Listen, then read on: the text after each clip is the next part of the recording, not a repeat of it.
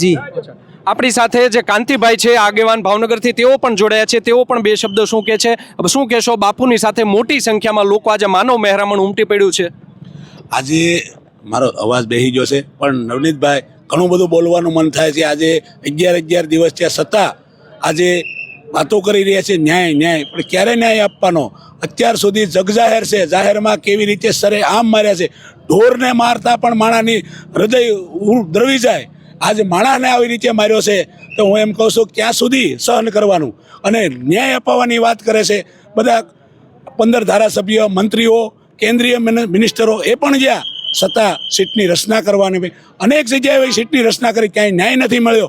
અને જો આ ન્યાય નહીં મળે તો અમારે આજે મહામંડલેશ્વર 1008 એમ અમારે બાપુશ્રી એ પણ 1008 મહામંડલેશ્વર છે. આજે સાધુ સંતોને બહાર નીકળવું પડ્યું છે. ક્યારે કે ન્યાય ક્યારે આપશે?